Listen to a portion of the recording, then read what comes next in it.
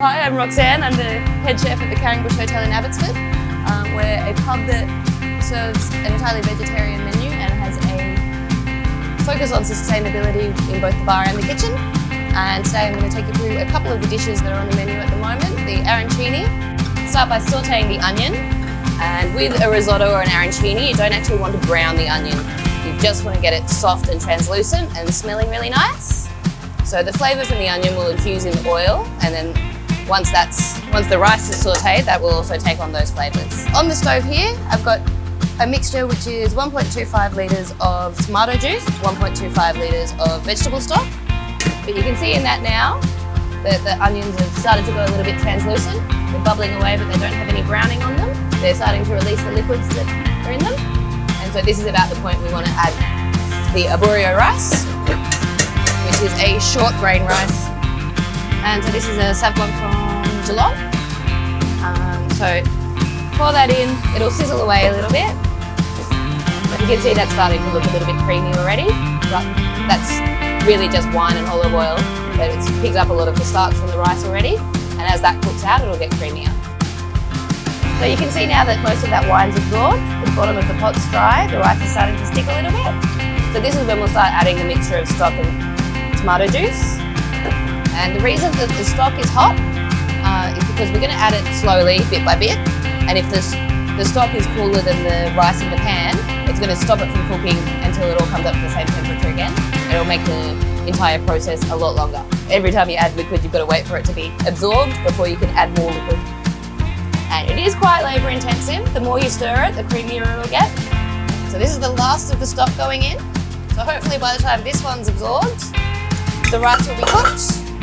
You can see it's already gone a lot more translucent than when we started. Those white flecks are starting to disappear. And you can even see just from the thickness of what's put into the spatula that starch has already started to thicken the sauce. It's a lot thicker than it was just as the tomato juice and stock. So this is now ready to come off and start cooling down. We get it into a thinner layer because if it's all in one big lump, it'll continue cooking and the outside layer will get dried out and the inside layer will get mushy. So this will now go into the fridge for probably about half an hour or more. And once it's cooled down entirely, you can add some tomato pieces, some crumbled feta, and then roll it into balls. Arancini's been sitting in the fridge for the last 45 minutes or so. You can see that it's pretty much set, it's standing up for itself. It's not quite done yet. We're going to add some extra flavours into it. So we've got some fresh tomato that's been diced.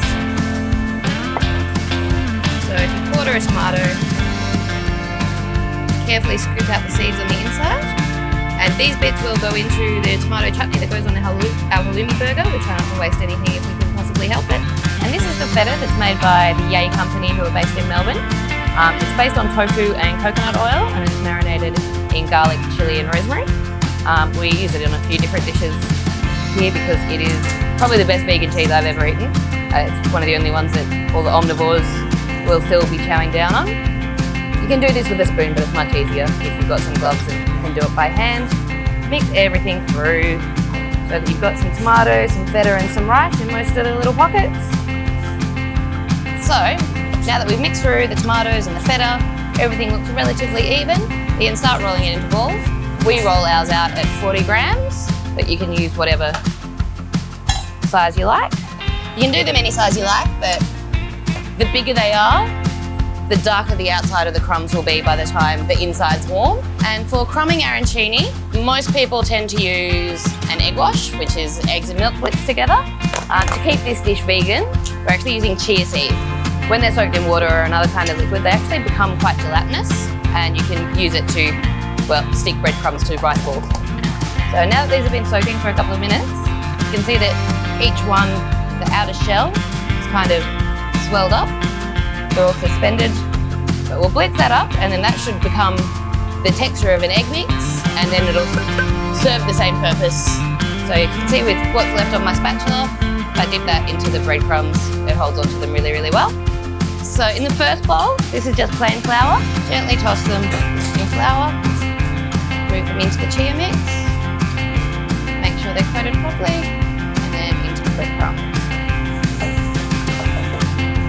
They look a little bit grey because of the chia seeds rather than the eggs, But once they're fried, they'll go golden brown and you won't be able to tell. Arancini just go in the fryer basket and lower it in.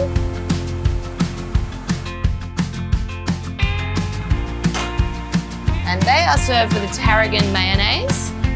We use some curled spring onions on quite a few of our dishes as a garnish. If you slice spring onions very finely on the diagonal and then sit them into ice water, they curl up, which means that they are great for garnishing and just making everything look a little bit prettier.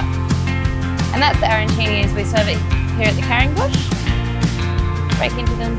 You see it's got the crispy outer, creamy rice, little bits of feta cheese and tomato in there. I'm Roxy, the head chef from the Carringbush Hotel, which is a damn fine pub serving up a sustainable attitude.